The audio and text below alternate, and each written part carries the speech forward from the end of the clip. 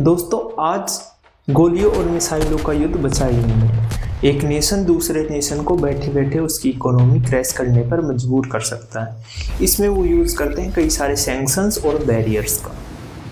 इन्हीं में से एक है ट्रेड बैरियर या फिर टैरिफ। आज हम समझेंगे कि ट्रेड बैरियर या टैरिफ क्या होता है और ये आजकल चर्चा में क्यों है। अभी हम समझते हैं कि टैरिफ होता क्या है। तो मान लीजिए कोई दो नेशन है, नेशन ए और नेशन बी। ये दोनों किसी सेम चीज़ का प्रोडक्शन करते हैं। अब जब ये प्रोडक्शन करते हैं तो नेशन ए की कॉस्ट कम आती है और नेशन बी की प्रोडक्शन कॉस्ट ज़्यादा आती है। और ये दोनों एक दूसरे के प्रोडक्ट एक दूसरे के यहाँ एक्सपोर्ट भी करते हैं। तो जब ये एक्सपोर्ट करते हैं तो नेशन ए का प्रोडक्ट जो कि सस्ता है वो ज़्यादा बिकता है और नेशन बी का प्रोडक्ट महंगा होने की वजह से कम बिकता है। तो नेशन बी क्या करता है, नेशन ए का जो प्रोडक्ट है उस पर एक्स्ट्रा टैक्स लगाना स्टार्ट कर देता है, जिसको हम इकोनॉमी की लैंग्वेज में टैरिफ बोलते हैं। अभी हम जानेंगे कि टैरिफ चर्चा का विषय क्यों बना हुआ है।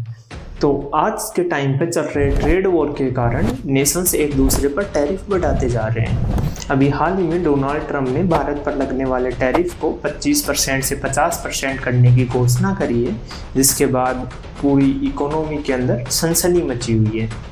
इस टैरिफ के बढ़ने के पीछे का रीज़न रसिया से इंपोर्ट किए जाने वाला ऑयल माना जा रहा है। और डोनाल्ड ट्रंप ने कहा है कि भारत के पास 21 दिन का टाइम है और 21 दिन बाद ये जो एडिशनल टैरिफ है वो भारत पर लगना स्टार्ट हो जाएगा। ये यूरोपियन नेशंस ये सोचते हैं कि ये हमारे ऊपर सैंक्शंस लगाकर हमें कंट्रोल कर सकते हैं, लेकिन शायद ये भूल रहे हैं कि इन्होंने हमारे ऊपर एक बार सैंक्शंस तब भी लगाई थी जब हमारे प्रधानमंत्री अटल बिहारी वाजपेयी ने न्यूक्लियर टेस्ट करवाया था और अमेरिका ने ये कहा था कि हम भारत के ऊपर पूरी तरीके से सैंक्शंस लगाते हैं, जिसमें IMF और वर्ल्ड बैंक का लोन तक कैंसिल कर दिया गया था।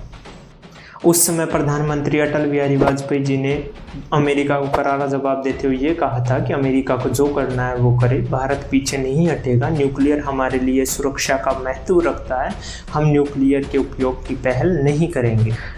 अभी प्रधानमंत्री नरेंद्र मोदी को ये तय करना है कि वो इस चुनौती का सामना कैसे करते हैं, लेकिन एक बात तो तय है कि भारत झुकने वाला नहीं है।